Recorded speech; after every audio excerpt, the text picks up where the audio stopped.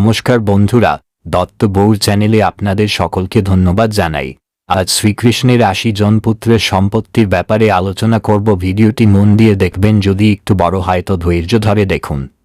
প্রাচীন ভারতবর্ষের ইতিহাসে এমন অনেক প্রশ্ন রয়েছে যার উত্তর সময়ের ধুলোর নিচে চাপা পড়ে গেছে। তেমনই একটি রহস্য শ্রীকৃষ্ণের ৮০ পুত্রের ভবিষ্যৎ ও তাদের সম্পত্তির পরিণতি। কোথায় গেল সেই বিপুল ঐশ্বর্য, রাজ্য, অস্ত্রভাণ্ডার, রথ, স্বর্ণমুদ্রা, রাজভাণ্ডার? আর এই ৮০ পুত্র যারা ছিলেন স্বয়ং কৃষ্ণের রক্ত, তাদের ভাগ্যে কি ঘটেছিল? আজকের এই আধ্যাত্মিক ঐতিহাসিক যাত্রায় আমরা খুঁজব সেই উত্তরের পথ। শ্রীকৃষ্ণের ৮টি প্রধান রানী ছিলেন, যাদের মধ্যে ছিলেন রুক্মিণী, সত্যভামা, জাম্বতী, মিত্রবিন্দা, কলিন্দী, লক্ষ্মণা, ভদ্রা এবং নাগতন্তা। প্রত্যেক রানীর গর্ভে শ্রীকৃষ্ণের ১০ জন করে পুত্র জন্মগ্রহণ করেন। এইভাবে কৃষ্ণের ছিল মোট ৮০ জন পুত্র। তাদের মধ্যে সবচেয়ে বিখ্যাত ছিলেন রুক্মিণীর পুত্র প্রদ্যুম্ন, যিনি ছিলেন কামদেবের পুনর্জন্ম। প্রদ্যুম্নের পুত্র ছিলেন অনিরুদ্ধ, যার বিবাহ হয় অসুর বানাসুরের কন্যা উষার সঙ্গে। যখন কুরুক্ষেত্র যুদ্ধ শেষ হয় তখন দ্বারকায় শান্তি ফিরে আসে, কিন্তু এই শান্তির স্থায়িত্ব দীর্ঘ হয়নি। মহাভারতের পরবর্তীকালে এক আশ্চর্য ও মর্মান্তিক ঘটনা ঘটে, যা ইতিহাসে পরিচিত যাদব বংশের অন্তর্দ্বন্দ্ব ও ধ্বংস নামে।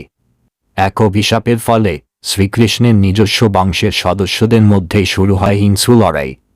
গান্ধারী, যিনি তার ১০০ পুত্র হারিয়েছিলেন কুরুক্ষেত্রে, কৃষ্ণকে অভিশাপ দেন, এর থেকে বড় তোমার বংশ যেমন আমার বংশ ধ্বংস হয়েছে তেমনভাবেই ধ্বংস হবে।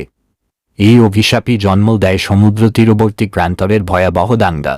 প্রচণ্ড নেশাগ্রস্ত অবস্থায় কৃষ্ণের পুত্রগণ ও আত্মীয়রা নিজেদের মধ্যেই ঝগড়া শুরু করেন। এই ঝগড়া এক পর্যায়ে যুদ্ধের রূপ নেয়, যেখানে একে অপরকে হত্যা করতে শুরু করে।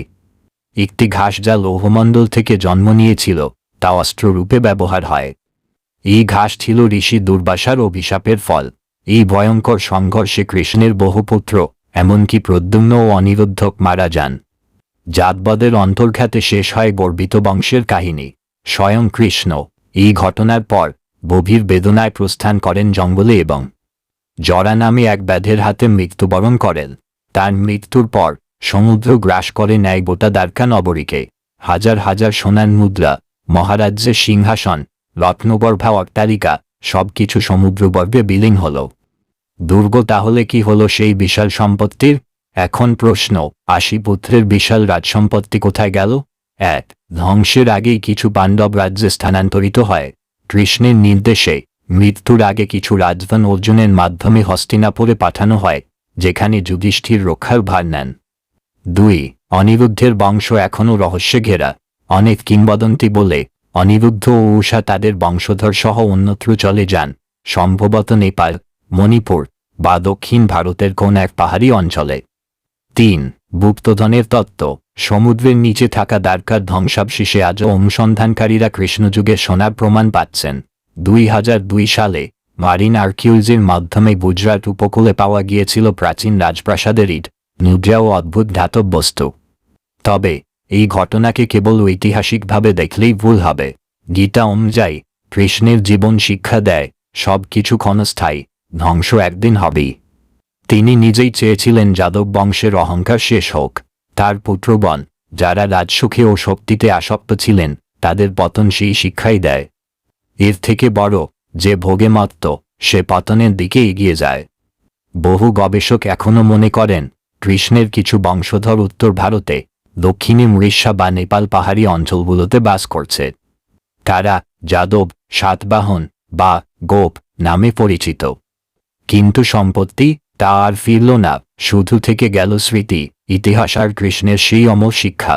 যাদের আমরা কৃষ্ণের পুত্র বলে জানি, তারা সকলেই সময়ের নিয়মে হারিয়ে গেলেও তাদের কাহিনী আমাদের মনে করিয়ে দেয় সম্পত্তি নয়, চিরস্থায়ী হল আদর্শ, ধর্ম ও আধ্যাত্মিকতা। ভক্ত কৃষ্ণ ছিলেন শুধু রাজাধিরাজ নন, তিনি ছিলেন ধর্মের মূর্ত প্রতীক। বন্ধুরা, ভিডিওটি কেমন লাগলো কমেন্ট বক্সে লিখে জানাবেন।